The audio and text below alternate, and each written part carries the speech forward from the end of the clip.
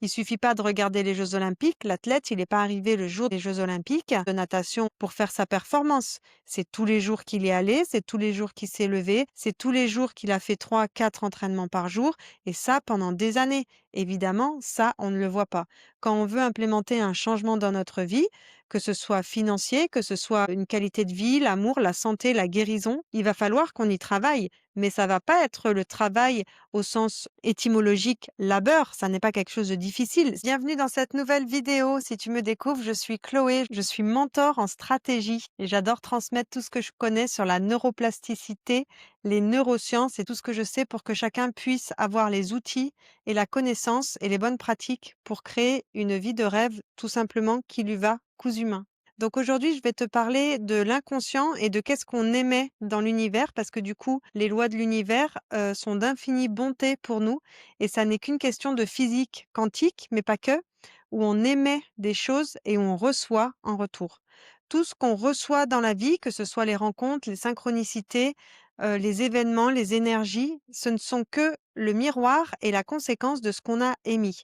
Tout ce qui est dans notre cerveau, tout ce qui est pensée va s'implémenter dans la réalité. La pensée va se construire avec des mots, MOTS, et va pouvoir après créer quelque chose.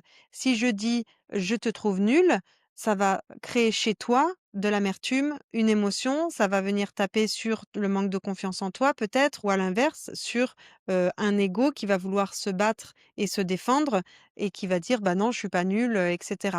Si je te dis je te trouve très beau et je pense que tu es hyper puissant et que tu as des capacités illimitées comme tout être humain qui naît sur cette planète, j'implémente d'autres choses dans l'univers et en face de moi, l'humain et les énergies vont être tout à fait différentes que si je dis des mots de critique. Donc ça, c'est pour expliquer que nos pensées créent notre réalité. Si je suis aimante, si je suis bienveillante, si je suis bonne avec mon prochain, si je partage, si je dis des mots d'amour, j'aurai d'autres retours que si je suis médisante, que je dis des jugements, que je parle sur les uns et sur les autres, ça va être une autre réalité. Notre cerveau pense, évidemment, il y a une partie consciente et inconsciente, on en a déjà parlé. 95% de ce qu'on a dans le cerveau est inconscient.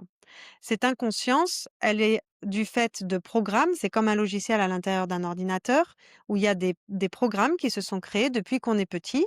Entre 0 et 6 ans jusqu'à 10 ans, notre cerveau est en mode téléchargement. Quand on va chez un hypnotiseur, qu'on fait de l'EMDR par exemple, ou qu'on est hypnotisé ou qu'on est en méditation, on est sur d'autres vibrations. Notre cerveau est sur d'autres vibrations. Il y a différentes vibrations Theta, bêta, alpha, etc. En tout cas, il y a d'autres vibrations et d'autres ondes cérébrales. Quand on est enfant, on est en mode téléchargement. C'est pour ça que les enfants pas tout ce qu'on leur dit. C'est pour ça qu'ils apprennent beaucoup de langues quand ils sont petits d'une manière hyper facile, là où des adultes auraient besoin de bûcher. Enfin, là où on n'a pas trouvé encore la méthode facile pour apprendre plusieurs langues en étant adulte. Du coup, 95% de notre cerveau et de nos ondes sont faites de manière inconsciente. Donc l'idée, ça va être dans notre cerveau, il y a la partie inconsciente, 95%, la rivière du changement, on va appeler ça, et après 5% de conscience. Nous, nos pensées, c'est notre conscience, c'est ce qui est conscient à nous. Donc on va vouloir venir diminuer la partie qui sépare l'inconscience et la conscience pour la rendre plus poreuse, plus fine, pour qu'on soit plus suggestible et qu'on puisse, d'une manière plus efficace, avoir des pensées qui créent notre vie. Si je suis optimiste, positif et que je vais de l'avant, je comprends que je suis comme un athlète, j'ai besoin de me muscler. Il suffit pas de regarder les Jeux olympiques. L'athlète, il n'est pas arrivé le jour des Jeux olympiques ou du championnat du monde de natation ou peu importe pour faire sa performance. C'est tous les jours qu'il est allé, c'est tous les jours qu'il s'est levé, c'est tous les jours qu'il a fait 3, 4 entraînements par jour et ça pendant des années. Évidemment, ça, on ne le voit pas. Quand on veut implémenter un changement dans notre vie, que ce soit financier, que ce soit une qualité de vie, l'amour, la santé, la guérison, il va falloir qu'on y travaille, mais ça va pas être le travail au sens étymologique labeur, ça n'est pas quelque chose de difficile, c'est juste qu'il va falloir y consacrer de l'attention et y mettre toute notre intention. Si je veux changer, si je veux devenir positif, si je veux voir la vie du bon côté des choses, il va falloir que je me renseigne, il va falloir que j'augmente ma connaissance et il va falloir que je reprogramme mon cerveau.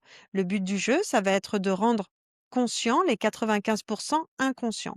Donc au fur et à mesure que je vais faire des méditations, je vais me rendre de plus en plus poreuse, de plus en plus vulnérable à cette inconscience qui va pouvoir sortir de l'inconscience et venir à ma conscience. Comment ça vient à ma conscience? Ça vient à ma conscience grâce à la vie qui me veut du bien en permanence. Et mon but, ça va être chaque jour d'être confrontée à mes inconsciences, d'enlever le drap, le voile de mes inconsciences et que ça devienne conscient pour que j'arrête ce programme, je choisisse en conscience de vouloir le changer, que je fasse la musculation qu'il faut pour le modifier. Et en fait, dès lors que c'est déjà venu à ma conscience, le boulot est déjà fait. Comment ça vient à ma conscience? Ben, dans mes interactions avec mon entourage, dans mes interactions avec le monde extérieur, dans la vigilance que j'ai dans mes pensées, quand j'entends ce que je dis, quand j'entends ce que je pense, quand je m'entends parler, ça n'est pas de la schizophrénie, soyons clairs, hein. C'est vraiment être alerte sur nos pensées. C'est avoir conscience et changer nos ondes cérébrales pour pouvoir laisser ensuite émerger des pensées, puis des actions qui vont permettre un changement et qui vont permettre surtout d'avoir ce que je veux. Parce que l'idée, c'est de d'émettre dans l'univers et d'émettre là, dans la réalité physique et dans les probabilités, d'émettre dans le vide qu'il y a autour des atomes, dans tout ce qui nous entoure, d'autres fréquences, d'autres vibrations, pour que ce soit ça qui me soit renvoyé. Donc 95 de notre mécanisme cérébral est inconscient, mais ça n'est pas une mauvaise nouvelle, parce que du coup, on a la main sur beaucoup de choses et il suffit de le vouloir pour pouvoir l'avoir. C'est aussi simple que ça. L'athlète, il a réussi des performances, il s'est amélioré, il a un axe de progression, il était meilleur après 10 entraînements que zéro, mais parce qu'en fait, il a fait les 10 entraînements. Forcément, il y a rien qui vient, sans rien faire. On peut faire beaucoup de choses sans rien faire, mais en fait, c'est ne rien faire en apparence, quand on médite, par exemple, mais avec une intention, se câbler sur des ondes cérébrales spécifiques qui font qu'on déprogramme à l'intérieur de nous des mécanismes, des patterns, des habitudes, des croyances et c'est ça qui ensuite fait qu'on peut, dans la vie de tous les jours, quand on rouvre les yeux et qu'on est au monde, ben, changer encore plus ce programme et surtout qui se laisse voir, que notre inconscience se laisse voir. Donc je te laisse avec tes 95 et le but de la journée, en tout cas pour moi, et tu peux aller voir les travaux de Joe Dispenza si tu aimes, ce thème. Le but de la journée, c'est justement d'avoir vu des inconsciences parce que on sait que si on voit ces inconsciences, elles ne sont plus à l'œuvre en off et de manière, silencieuse. Donc du coup, si viennent à nous dans des relations, dans des interactions, des choses qu'on disait: «Waouh, je pense ça, waouh, je dis encore ça», bah, tant mieux. Alors c'est pas confortable, hein, c'est sûr, mais n'empêche que c'est ça le game. Donc je te souhaite une belle journée, je te dis à bientôt.